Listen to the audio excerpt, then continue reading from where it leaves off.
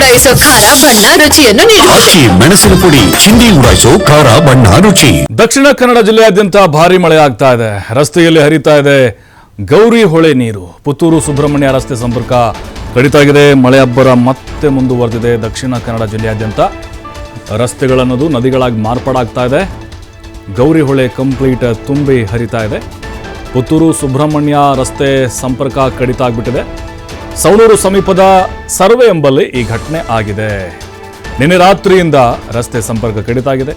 10ಕ್ಕೂ ಹೆಚ್ಚಿನ ಮನೆಗಳು ಮುಳುಗಡೆಯಾಗಿದ್ದಾವೆ. NDRF ಅವರು ಮನೆಯಲ್ಲಿದ್ದವ್ರನ್ನ ರಕ್ಷಣೆ ಮಾಡಿದ್ದಾರೆ. ಮೊದಲ ಬಾರಿಗೆ ಪ್ರವಾಹವನ್ನು ಸೃಷ್ಟಿಸಿದೆ ಗೌರಿ ಹೊಳೆ. ಅಂದರೆ ಆತಂಕ ಇದೆ. ದಕ್ಷಿಣ ಕನ್ನಡ ಜಿಲ್ಲೆಯ ಪುತ್ತೂರು ತಾಲೂಕಿನಲ್ಲಿ ಬರುತ್ತೆ ಸರ್ವೆ.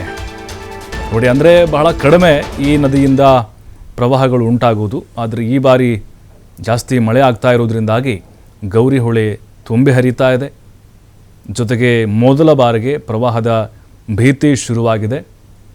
NDRF ತಂಡದವರು ಈಗ ಅಲ್ಲಿ ಯಾರು ಸಂಕಷ್ಟಕ್ಕೆ ಸಿಕ್ಕಾಕೊಂಡಿದ್ರು, ಜಲಾವೃತ ಆಗಿದೆ, ಕೆಲವೊಂದಿಷ್ಟು ಮನೆಗಳು ಬೀಳುವ ಹಂತಕ್ಕೆ ಬಂದಿದ್ದಾವೆ, ಅಂಥವ್ರನ್ನ ರಕ್ಷಣೆ ಮಾಡಿದ್ದಾರೆ. ಸುರಕ್ಷಿತ ಸ್ಥಳಕ್ಕೆ ಕರೆದುಕೊಂಡು ಹೋಗಿದ್ದಾರೆ. ಇನ್ನು ಈಗ ಅವರು ಪ್ರತಿ ಕ್ಷಣವೂ ಕೂಡ ಪ್ರವಾಹದ ಭೀತಿಯಲ್ಲೇ ಬದುಕ್ತಾ ಇದ್ದಾರೆ. ಕಂಪ್ಲೀಟಾಗಿ ಸೇತುವೆ ಮುಳುಗಡೆ ಆಗಿದೆ. ಅವ್ರಿಗೆ ಸಂಪರ್ಕ ಕೂಡ ಮಾಡೋಕ್ಕಾಗ್ತಾ ಇಲ್ಲ. ಆ ಕಡೆಯಿಂದ ಈ ಕಡೆಗೆ ಓಡಾಡೋಕ್ಕೆ ಕೂಡ ಆಗ್ತಾ ಇಲ್ಲ. ವಾಹನಗಳ ಸಂಚಾರ ಕೂಡ ಬಂದಾಗಿದೆ.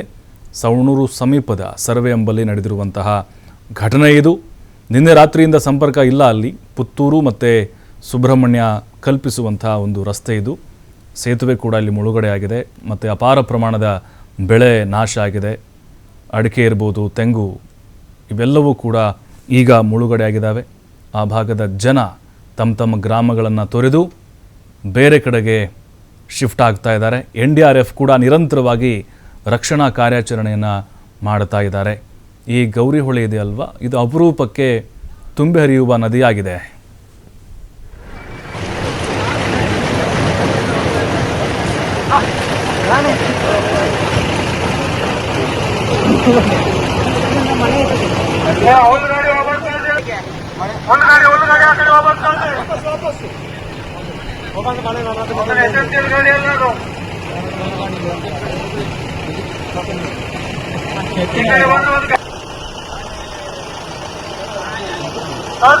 ಮಾಡಿಲ್ಲ ರಿವರ್ಸ್